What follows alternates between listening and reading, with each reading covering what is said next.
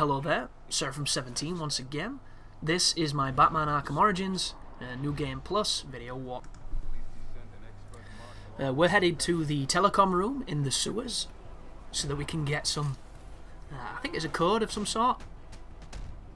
You'll have to bear with me, guys. The game is a bit of a blur when it comes to the small details, just because of how much of it I've played over the last 2 days. But this is another one of those encounters that has got a lot of enemies that stop the flow of the fight. And you'll notice I'm doing the old spam the gel move, which I really like to do. And I'm glad I like to do it because it helped me find a really interesting strategy against Copperhead, who's a boss that's coming up later on. But the problem with the gel spam is it doesn't really help you build your combo. What it does do, though, is it knocks people over, it stuns people, and it does give you some breathing room when there's a massive crowd.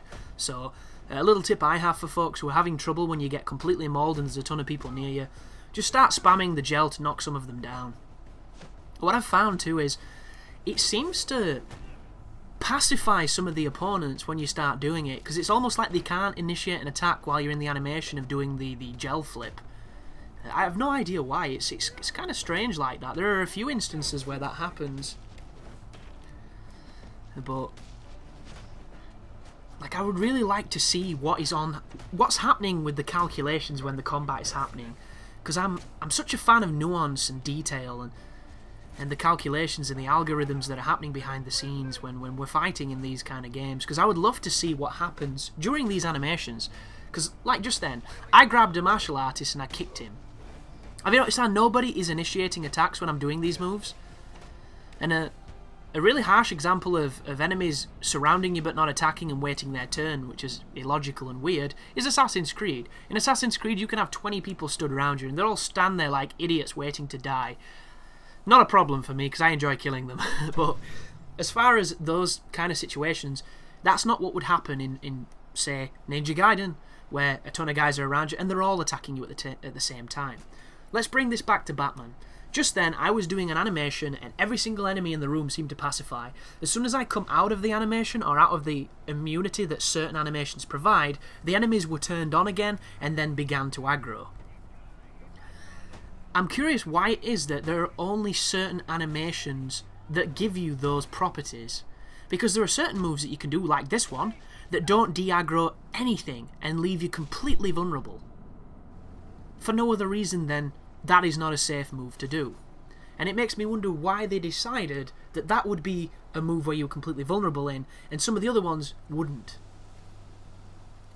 It seems really strange, and a couple of instances I've noticed when doing those animations, for instance the counter animation. When you do a counter animation, you are completely immune to damage. And I'm going to completely contradict that now, but I know I've taken damage in counters, and those moments have confused me.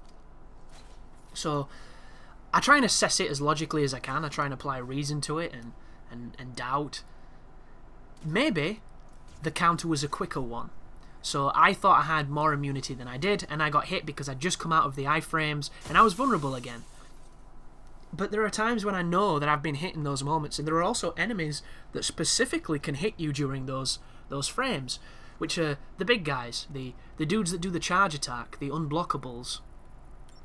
So for some reason you get immunity from standard enemies with certain animations, but you don't get immunity from those guys. And lots of very strange things that I find, quite interesting when you analyse them. And a lot of people will say that I look at it too close. But that to me is a group of words that say absolutely nothing, because I think it's a stupid statement. And I will probably respond in the same way if anybody were to say that, where they were to say, why do you look at it so closely? I would ask them, why do they not? Because it just doesn't compute to me. Games are about learning, they're about understanding, they're about finding the patterns, they're about finding and enriching your own understanding of how mechanics work, how the dynamics function, and then exploiting those said mechanics. That's how it is. That is what games are.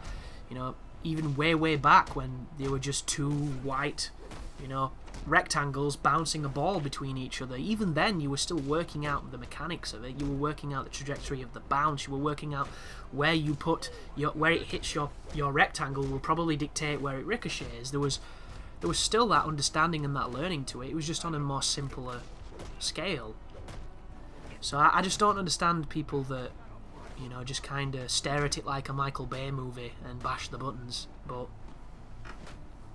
I don't want to try and paint that as a negative thing, because there's nothing wrong with that. It's just I don't look at it that way, and whenever people ask me why I look at it the way I do, it's so against my own nature that my answer is generally, how do you not? Which is not a great answer to a question, but it is true. But now that we've killed a bunch of guys, we can press this button, which looks like one of the buttons you can hit with a batarang, but it never works. I throw them at them, they don't do shit, and then I have to walk over all defeated with my tail between my legs and press the buttons. But up we go on the lift anyhow, and here's another fight. So that is a big guy.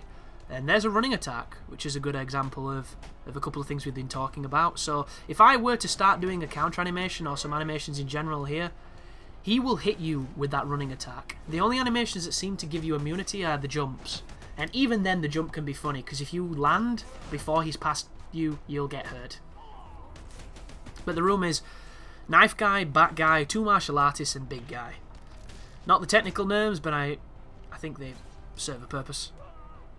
So one thing to know is you can stun the big guy with the ultra stun, I think it's called, where you press B 3 times. But there's something that happens on this game that I don't remember in the old ones.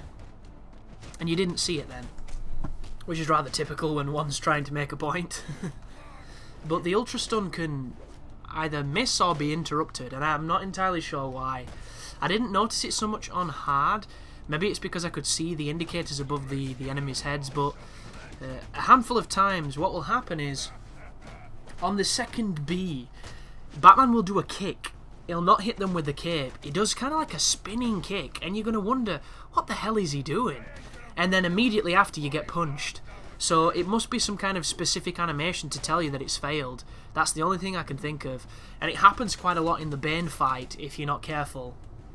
And that's probably going to be the best example of it for you, which, thinking back, perhaps he's interrupting the stun with his attack, but for every other opportunity that happens, it stuns him anyway, so I don't know why he would get a sudden priority over my actions. But once again, you know, I've only played, give or take, about, I don't know how long I've played the game. Maybe 12 hours, maybe 15 hours, I'm not too sure. But there's a transition. I've skipped to the end of the cutscene after the Mad Hatter talks to you. I'm not going to be doing the Mad Hatter stuff in this guide. I will be doing it, of course, separately. And I might even cover it on the channel, do some of the side quests and things. It all depends if people want to watch it. Because if you're stumbling onto my video and this is the first one that you've seen, I'd like to ask you a question. And this is not me disregarding people that have already been here or anything. This is just a curiosity. Would you like more content from this once you've watched this video? Would that be something you would want to see? Who knows?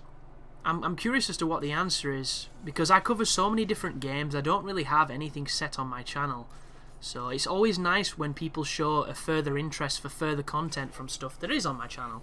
So please speak up if you're new. I'm curious to hear what you think. But if you listen closely on this final part of the video, you'll notice that the audio is slightly off. It's a very small section and it doesn't really affect much, but that's the kind of thing that I'm dealing with that I mentioned earlier, so a decent example is what's happening right now. Like just then, you heard the explosion for the wall before I blew it up. It's pretty damn frustrating, but that will be fixed in the future, guys, so thank you for watching, and you take care now.